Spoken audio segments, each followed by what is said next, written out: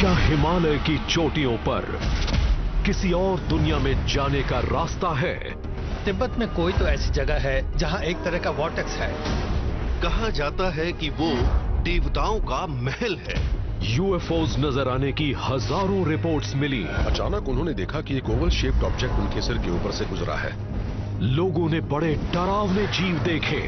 ये येटीज अपनी मर्जी से नजर आते हैं और गायब हो जाते हैं। और काफी लोग एक साथ गायब हो गए। उस साम्राज्य में शक्ति थी, उसकी अपनी शान थी और वो अचानक ही गायब हो गया। क्या तिब्बत पृथ्वी पर दूसरी दुनिया के जीवों का एक आउटपोस्ट है? दुनिया का ये इलाका एक धार्मिक केंद्र इसलिए बन गया कि यहाँ दूसरी दुनिया के जीव आते जाते थे। ब्रह्मांड में एक दरवाजा बना है और उसके पार है वो सच जिससे हम अनजान हैं। उसे जानने के लिए हमें हर उस बात पर सवाल उठाने होंगे जो हम जानते हैं। सबूत हमारे आसपास ही है। हमारा भविष्य हमारी नजरों के सामने है। हम अकेले नहीं हैं। हम कभी अकेले रहे ही नहीं। The lost kingdom.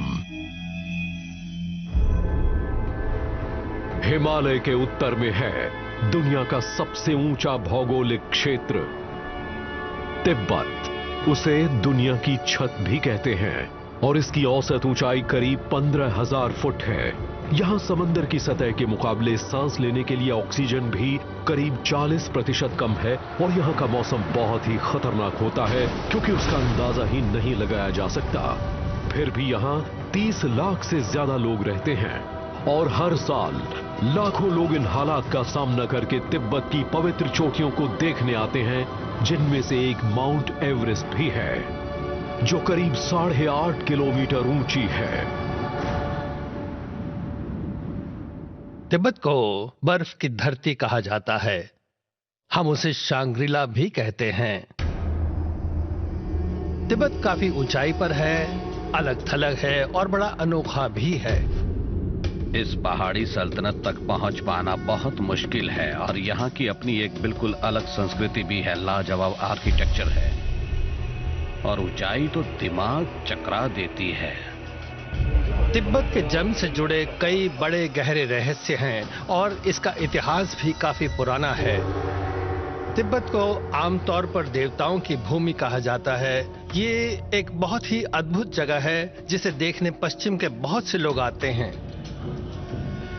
शुरुआत से ही तिब्बत की संस्कृति के रहस्यों ने हमें आकर्षित किया है और हम उसके दीवाने भी रहे हैं। तिब्बत में करीब 20,000 साल से इंसान रह रहे हैं। इस बेहद मुश्किल माहौल में रहने वाले शुरुआती लोगों के बारे में हम बहुत कम जानते हैं, मगर तिब्बत के प्राचीन लेखों से पता लगता है कि इस इलाके के पहले शासक जैंगशंग लोग थे जो यहां करीब 500 बीसी में आए थे। इस प्राचीन संस्कृति की ज्यादातर बातें आज भी राज ही हैं, मगर इनकी धार्मिक परंपरा बौन आज भी तिब्बत में एक शक्तिशाली परंपरा है।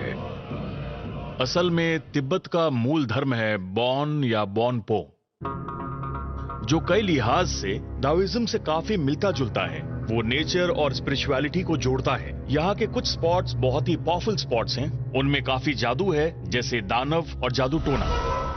8वीं सदी में तिब्बत के राजा ट्राइसोंग डेटसेन यहां एक नया धर्म और एक नई फिलॉसफी लेकर आए, बौद्ध मत। बौद्ध मत को मानने वाले पुनर्जन्म पर विश्वास करते हैं और वो किसी सर्वोच्च शक्ति या देवता पर विश्वास नहीं करते।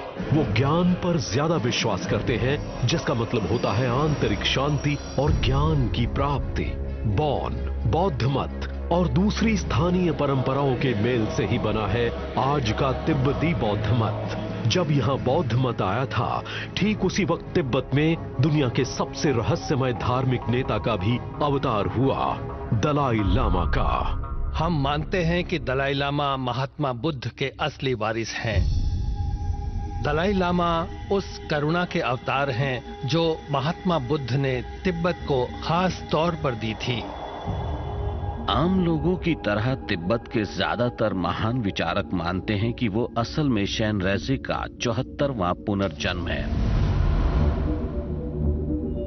और वो महात्मा बुद्ध का ही रूप हैं। उस लिहाज से आज के दलाई लामा भी उसी महान शक्ति के अवतार हैं। ये लामास और दूसरी महान हस्तियां तिब्बत में ही रही हैं, इसलिए हम भी तिब्बत के इन महान गुरुओं से बहुत कुछ सीख सकते हैं।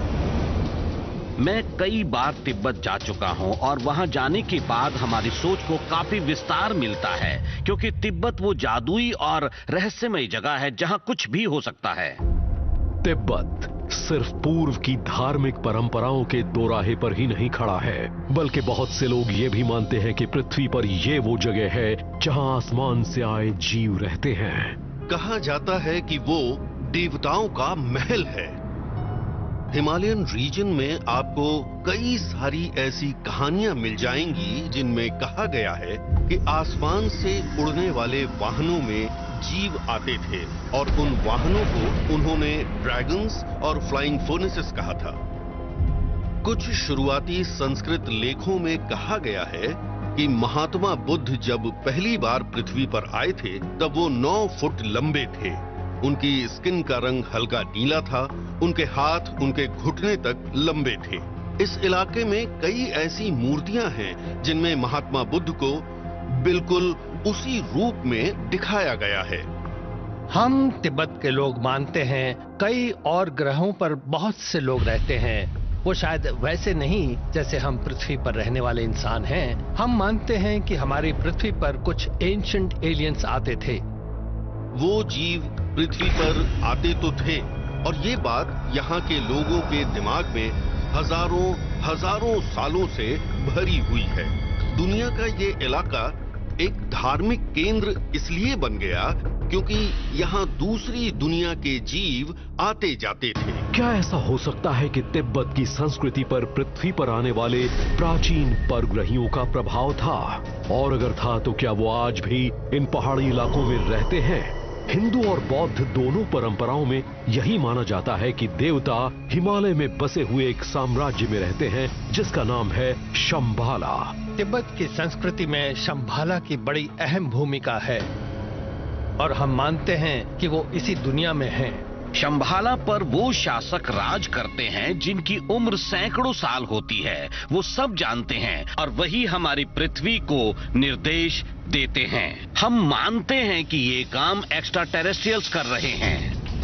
उनके पास बेमिसाल टेक्नोलॉजी है, वहाँ इलेक्ट्रिसिटी है, वहाँ एयरशिप्स हैं। तो फिर शंभाला में क्या हो रहा है? क्या वो मास्टर्स का रहस्यमय शहर है? वो जगह जहाँ इंसान और एक्स्ट्रा टेरेस्ट्रियल साथ में रहते और काम करते हैं? बहुत से लोग तो यही मानते हैं।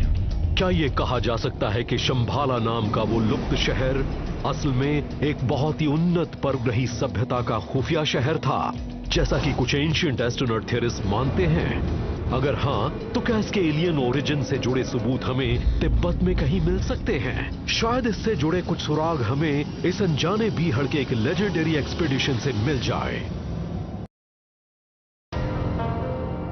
तिब्बत 1927 की गर्मियां। रशियन पेंटर, फिलोसोफर और आर्कियोलॉजिस्ट निकोलस रोरिक तिब्बत के पठार के इस अनजाने बीहड़ में एक ऐसे अभियान पर गए जो पहले कभी नहीं हुआ था और उनका मकसद था लुप्त साम्राज्य शंभाला का पता लगाना। 5 अगस्त 1927 रोरिक ने आसमान में एक अनोखी चीज देखी। उस वक्त वो तिब्बत की उत्तर पूर्वी सरहद के पास पहाड़ों के बीच से गुजर रहे थे। रोरिक ने लिखा कि उन्होंने देखा आसमान में एक बाज उड़ रहा है और फिर अचानक ही उन्होंने देखा कि एक ओवल शेप्ड ऑब्जेक्ट आसमान में बहुत तेजी से उनके सिर के ऊपर से नॉर्थ से साउथ की तरफ निकल गया। बाद में 1935 के अपने एक लेक्चर में निकोलस रोरिक ने बताया कि उन्होंने आसमान में जो चीज देखी थी वो एक स्पेसक्राफ्ट या कोई एरियल व्हीकल था जो शायद शंभाला से ही आया था।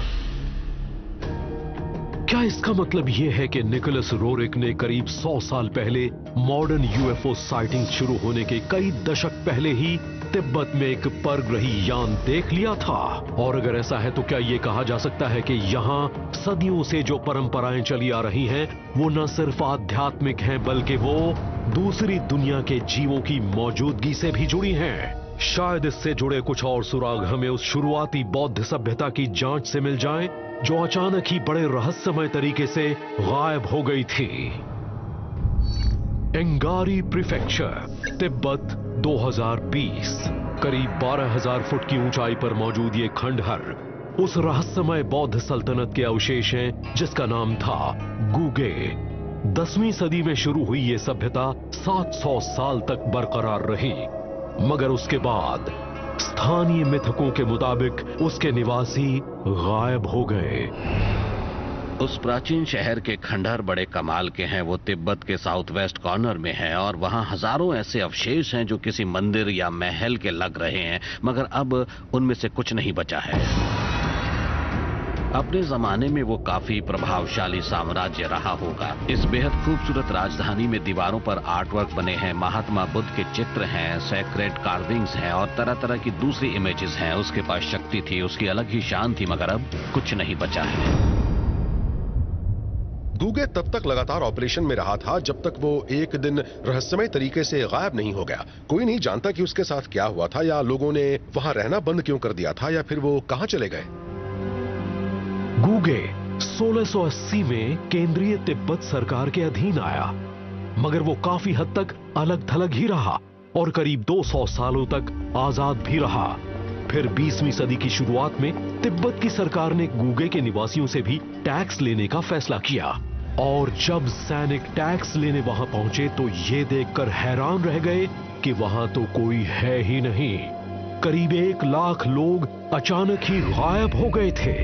वो कहां गए ये आज तक एक रहस्य ही है, और तिब्बत के बहुत से लोग मानते हैं कि उनके गायब होने की वजह यह थी कि वो जमीन के नीचे एक लंबे सफर पर चले गए थे।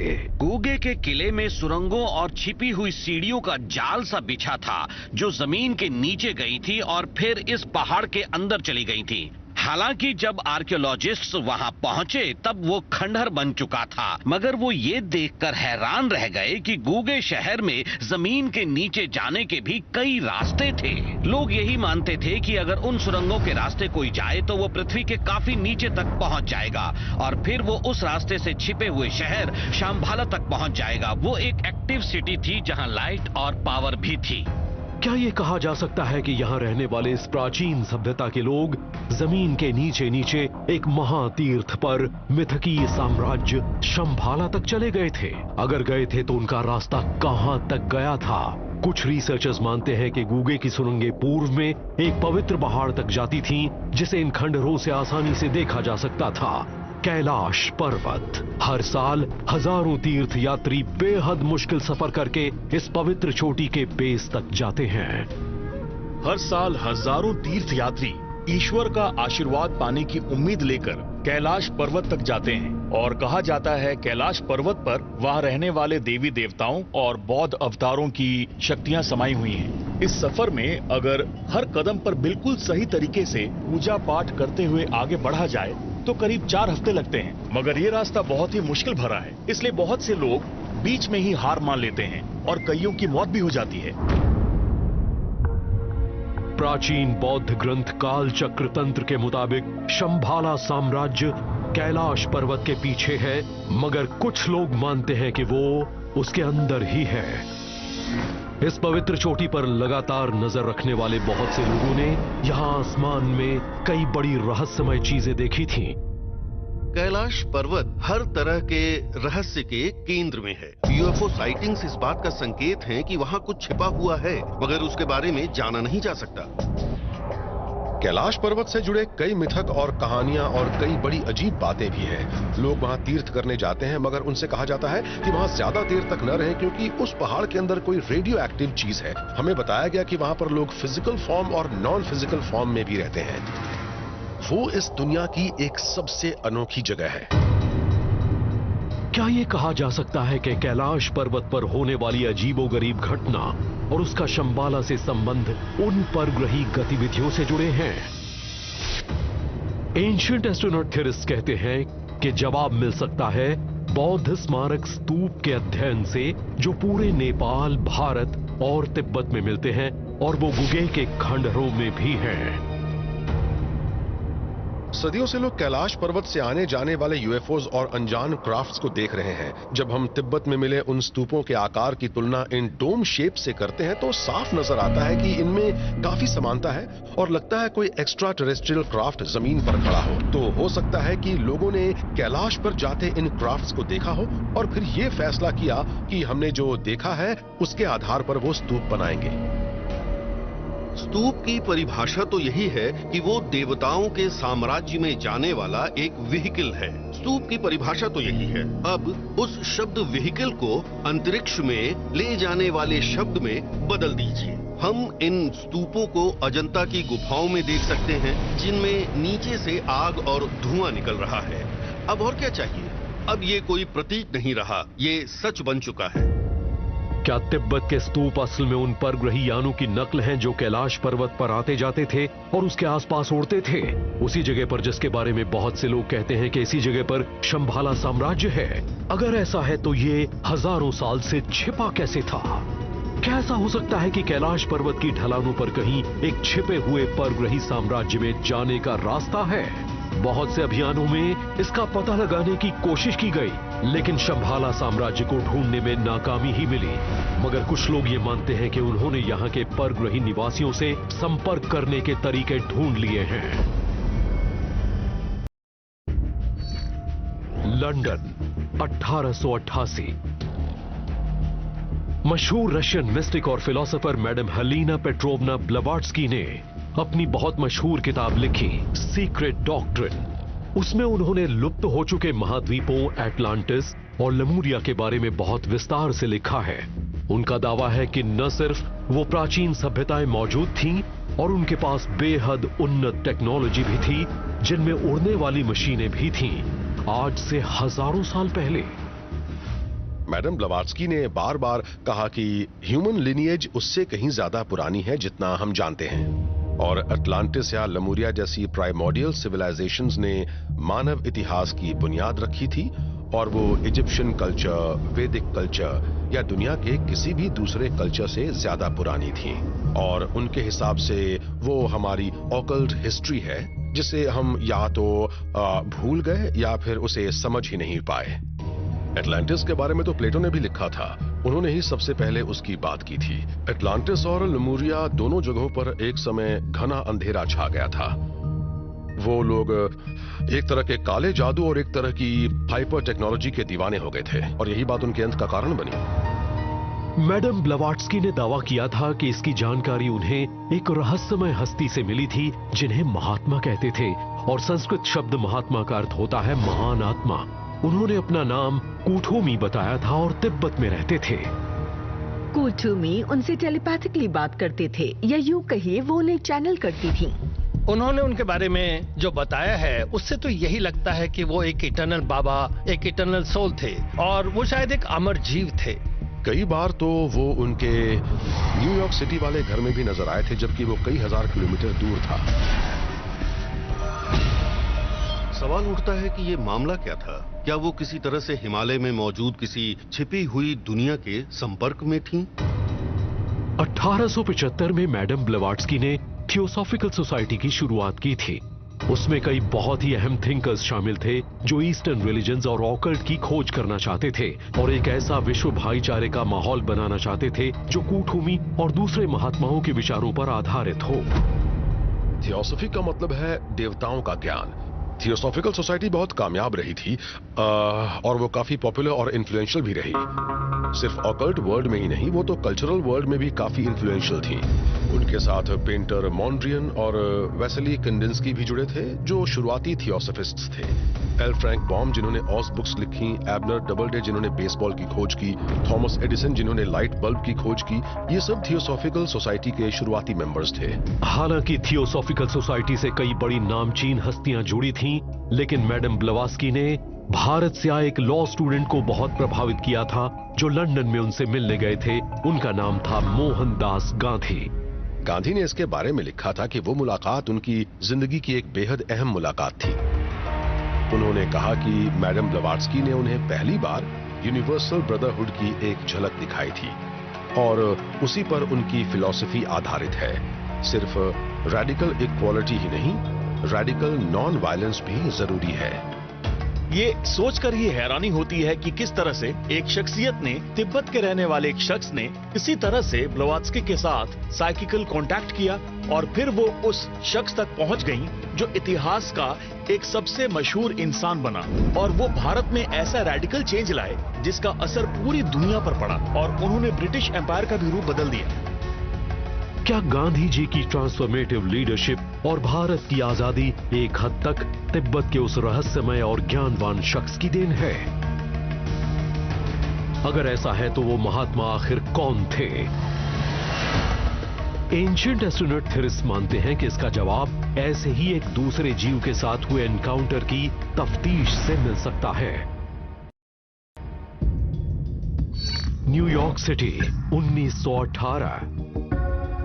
ब्रिटिश ऑकल्टिस्ट और राइटर एलिस्टर क्रॉली एक जादुई अनुष्ठान करते थे जिसका नाम था अमलांट्रा वर्किंग। उनका दावा था कि उस अनुष्ठान के बाद एक इंटर डायमेंशनल पोर्टल खुल जाता है और तब वो दूसरी दुनिया के जीवों से संपर्क कर लेते हैं।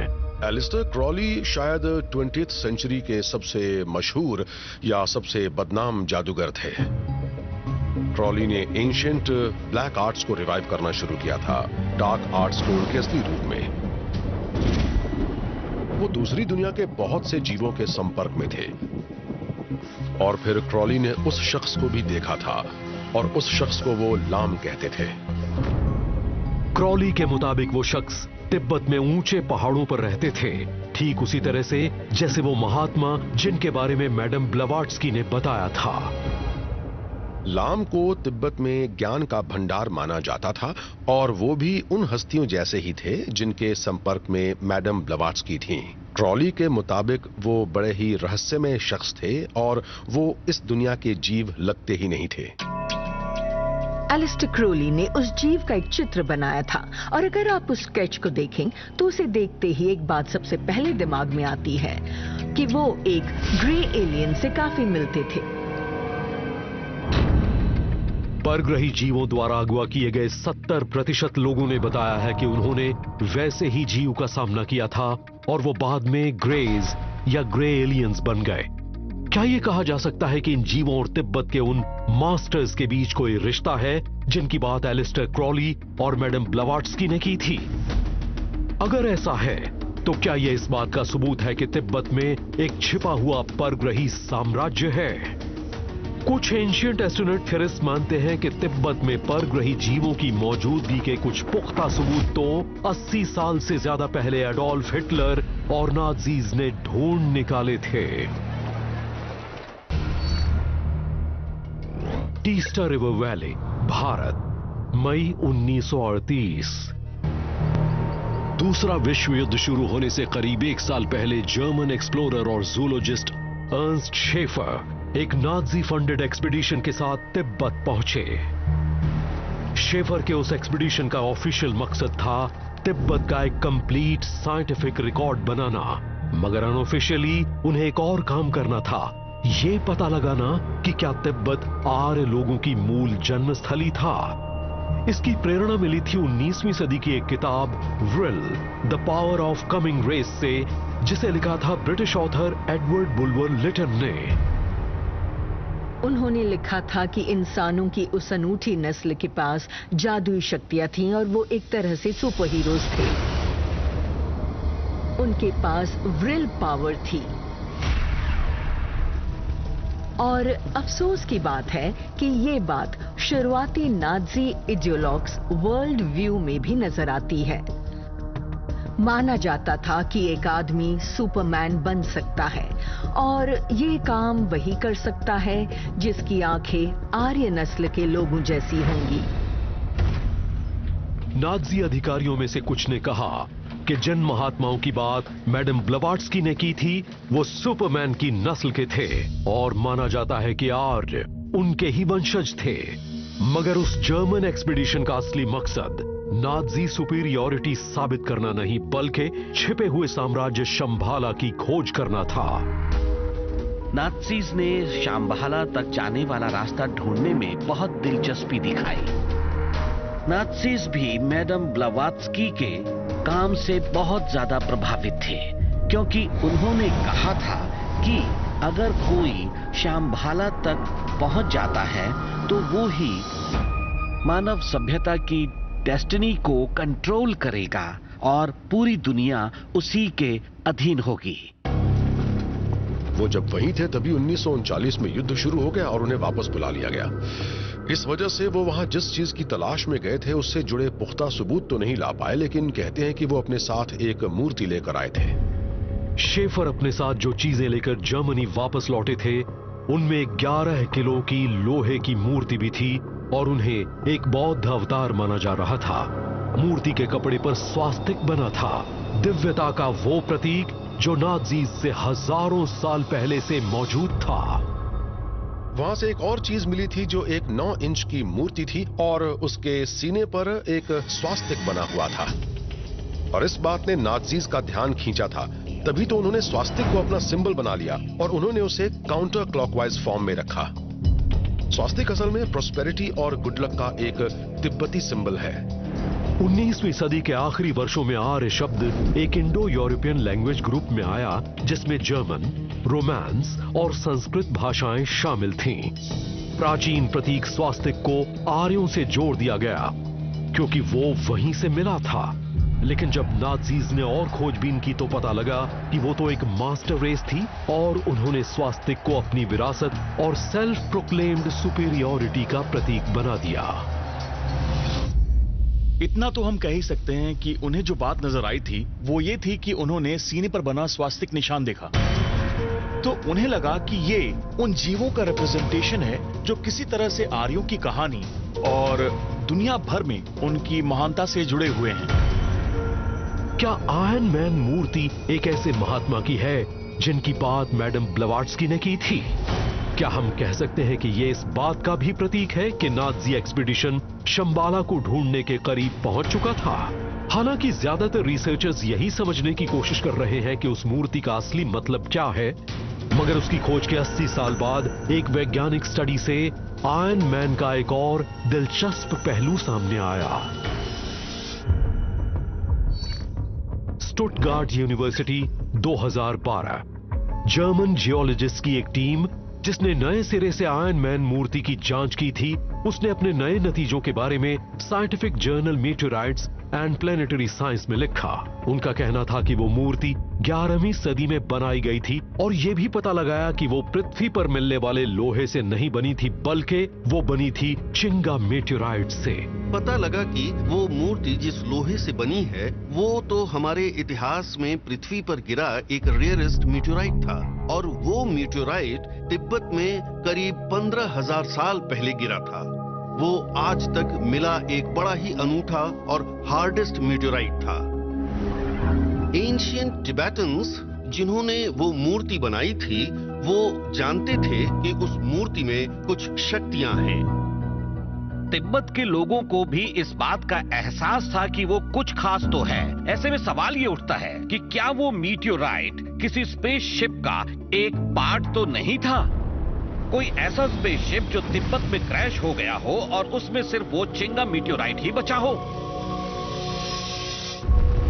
क्या यह कहा जा सकता है कि आयरन मैन की मूर्ति एक परग्रही यान के पुर्जे से बनी थी और वो यान कई हजार साल पहले पृथ्वी पर क्रैश हो गया था? क्या ये एक ऐसी घटना के अवशेष हैं जो ये बताते हैं कि पृथ्वी पर परग्रही आते जाते रहे हैं और शंबाला के मिथक की शुरुआत का भी? एंशिएंट एस्ट्रोनॉट थेरिस कहते हैं कि हाँ, और उनका मानना है कि वो परग्रही दुनिया इतनी मायावी क्यों है इसका पता हमें उस तिब्बती दानव की कहानियों की पड़ताल से लगेगा जिसे येटी कहते हैं। माउंट माकलू, नेपाल, 29 अप्रैल 2019। तिब्बत की सरहद से बस कुछ ही किलोमीटर दूर भारतीय सेना ने बर्फ पर पैरों के बहुत बड़े निशान देखे जो 32 इंच लंबे और 15 इंच चौड़े थे। उन्होंने कहा कि पैरों के वो निशान उस मिथकीय जीव के ही हैं जिसे हम येटी कहते हैं। येटी एक हिमालयन मॉन्स्टर है जो देखने में इंसान जैसा लगता है और वो एप जैसा भी लगता है। ये उसकी कंपोजिट फिगर है। वहां के लोगों ने उसे बर्फ पर पहाड़ों पर देखा है। येटी की कहानियां तो उसी समय से प्रचलन में है जब तिब्बत में बौद्ध धर्म आया भी नहीं था, और बौद्ध धर्म के जादू टोना करने वाले लोग उन वाइल्ड मैन की बात करते थे जो पावर और परफेक्शन की एक छिपी हुई जगह ओल्मो लंगरिंग की पहरेदारी करते थे, और तिब्बती बौद्ध परंपरा में उसे ही शंभाला कहा गया है। येटी के बारे में कहा जाता था कि वो काफी हिंसक होते हैं और इंसानों से बहुत नफरत करते हैं, और इसकी एक वजह यह बताई जाती है कि उन्हें शंभाला का रखवाला माना जाता है, और उनका काम था ऐसे लोगों को उस पवित्र से भी पवित्र जगह पर जाने से रोकना जिनकी आत्मा शुद्ध नहीं थी। जब शुरुआती ब्रिटिश एक्सपीडिशंस भारत से तिब्बत गए तो वो माउंट एवरेस्ट के रास्ते में तिब्बतन मॉनेस्ट्रीज में भी रुके, जहां उन्हें येतियों के बारे में बताया गया। ये भी कहा गया कि वो येती ही शंभाला के एंट्रेंस के रक्षक हैं। दानव देवताओं की धरती की रखवाली कर रहे थे। हालांकि ये बात थोड़ी अजीब सी तो लगती है, लेकिन एंशिएंट एस्ट्रोनॉट थ्योरिस्ट कहते हैं कि ऐसे कई बड़े चौंकाने वाले सबूत हैं जिनसे लगता है कि ये कहानियां सही हैं।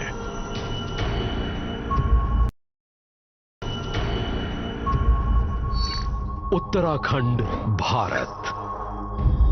हिमालय पर्वतमाला में 16,000 फुट की ऊंचाई पर तिब्बत की सरहद से करीब 65 किलोमीटर दूर मौजूद है रूपकुंड झील। हालांकि ये सैलानियों की पसंदीदा जगह है, मगर जो लोग पानी की इस छोटी सी खूबसूरत झील को देखने आते हैं उन्हें यहाँ एक बड़ा डरावना नजारा भी दिखाई देता है। रूपकुंड झील में 600 से ज्यादा इंसानों के अवशेष पड़े हैं। दशकों से वैज्ञानिक यही अंदाजा लगा रहे हैं कि वो लोग एक बहुत बड़ी तबाही का शिकार बने थे, लेकिन 2019 में उनकी डीएनए सैंपलिंग से पता चला कि आज जो अवशेष हमें उस स्केलेटन लेक में दिख रहे हैं वो असल में एक ही साथ नहीं मरे थे, बल्कि उनकी मौत अलग अलग वक्त पर हुई थी और करीब 1000 साल के बीच हुई थी।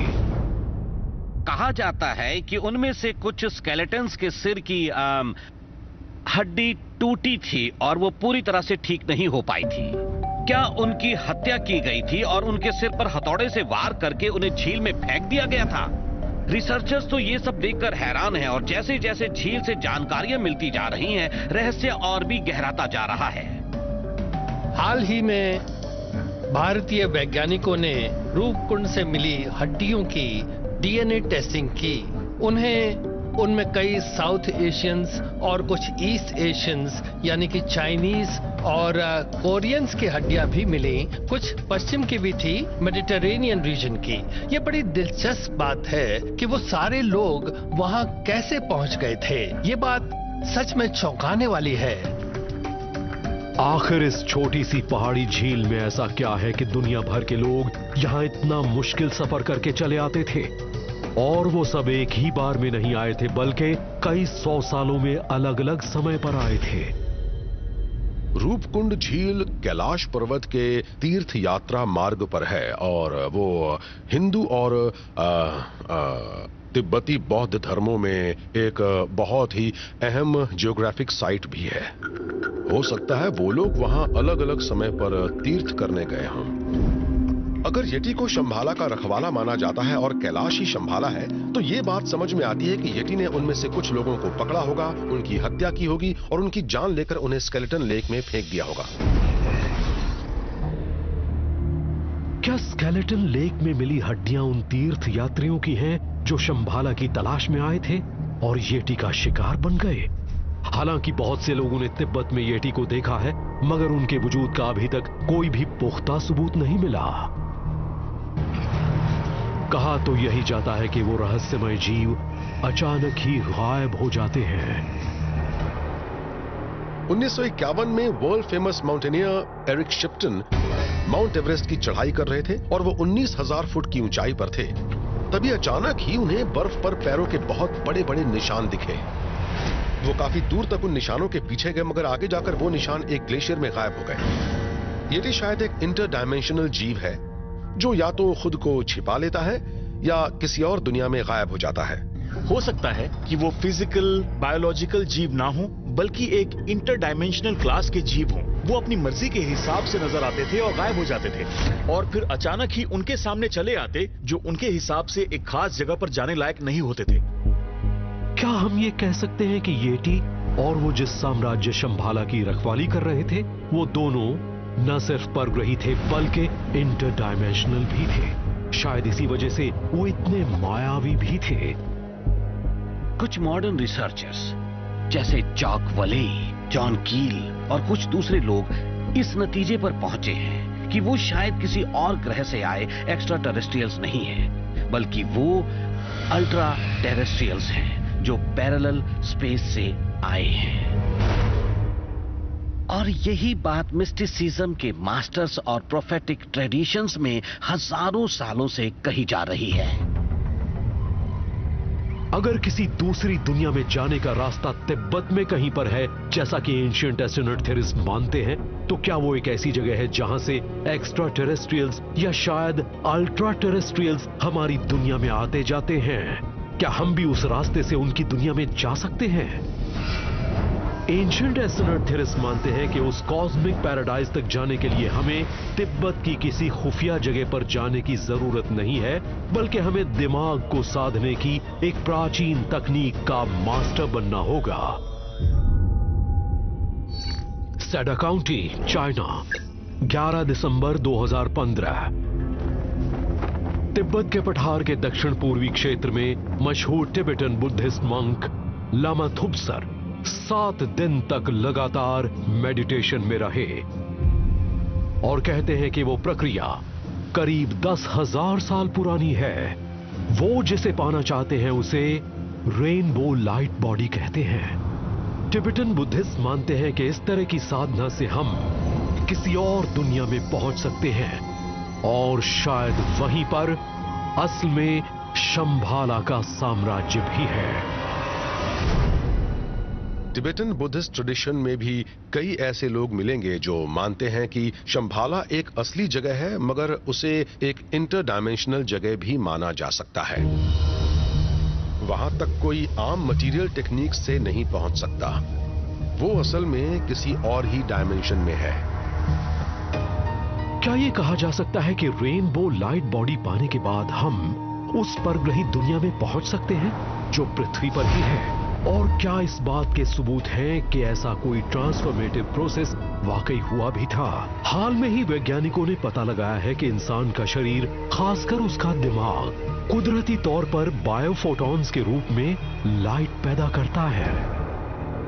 एक औसत इंसान पैदा करता है 14 to 20 photons per centimetre square पर सेकंड। इतना तो बहुत कम होता है, पर मेडिटेशन की स्थिति में उसे बढ़ाया जा सकता है और वो 1,00,000 फोटॉन्स पर सेंटीमीटर स्क्वायर पर सेकंड तक पहुंच जाता है, जो काफी ब्राइट होता है। यानी जब हम कॉन्शियसनेस के हायर स्टेट में होते हैं तब हमारा शरीर बहुत ज्यादा लाइट पैदा करता है और शायद यही वजह है कि हम उसे कहते हैं एनलाइटनमेंट। टिबेटन बुद्धिस्ट कहते हैं कि जब एक हाईली ट्रेन्ड प्रीस्ट इस तरह से रेनबो लाइट बॉडी पाने की कोशिश करता है तो उसका भौतिक शरीर गायब हो जाता है। लामा थुपसर के मेडिटेशन के 7वें दिन वहां मौजूद लोगों ने जो फोटोग्राफ्स ली थी वो इस बहुत ही पवित्र प्रक्रिया के दुर्लभ डॉक्यूमेंटेशन है। जब उनकी सांसें रुकी और उनके भौतिक शरीर की मौत होने लगी तब उनके शरीर का आकार भी तेजी से कम होने लगा था। वहां मौजूद भिक्षुओं ने कहा कि वो लाइट में समा गए हैं और फिर एक आखिरी फोटोग्राफ में दिख रहा है कि लाइट की एक बीम उनकी ट्रांसफॉर्मेशन की जगह से आसमान की तरफ जा रही है। हम तिब्बती मानते हैं कि वो एनलाइटनमेंट के लिए या प्योर लैंड में चले गए हैं। हम किसी दूसरी दुनिया में चले जाते हैं, सिर्फ पृथ्वी पर नहीं रहते। टिबेटन ट्रेडिशन में कहा जाता है कि जब कोई लामा इस स्थिति तक पहुंच जाता है तब वो 12 स्टार सिस्टम्स में सफर करता है और वहां जो ज्ञान दिया जाता है वो सब पृथ्वी से जुड़ा होता है और जीव आते जाते हैं, अपने साथ वो ज्ञान लेकर आते हैं और दूसरी सभ्यताओं को एनलाइटन करते हैं। रेनबो लाइट बॉडी एक एक्स्ट्रा टेरेस्ट्रियल टीचिंग है जो पृथ्वी पर दूसरे स्टार सिस्टम से आई है। अभी तो बहुत कम लोग इस बात को सीखने की कोशिश कर रहे हैं कि कॉन्शियसनेस को कैसे एक्सपेंड किया जा सकता है या अपने पैरेलल डिमेंशंस के साथ हम कैसे इंटरेक्ट कर सकते हैं, मगर आने वाले दिनों में ये दुनियाएं एक हो जाएंगी। बिब्लिकल ट्रेडिशन भी यही कहती है और बताती है कि एक दिन सब सच जान जाएंगे, मतलब सब एनलाइटन हो जाएंगे। क्या हम ये कह सकते हैं कि तिब्बत के ऊंचे पहाड़ों पर किसी और डायमेंशन में जाने का रास्ता है? अगर है तो क्या इस ऑल्टरनेट रेल्म में हम सिर्फ एनलाइटनमेंट के बाद ही जा सकते हैं? लगता है कि विज्ञान जैसे जैसे इंसान की कॉन्शियसनेस के बारे में और समझता जाएगा, हम भी वो जान जाएंगे जो तिब्बत के मास्टर सदियों पहले से जानते हैं। हम तारों तक सिर्फ टेक्नोलॉजी को साध कर ही नहीं पहुंच सकते, बल्कि हमें इंसान के दिमाग की शक्ति को भी साधना होगा।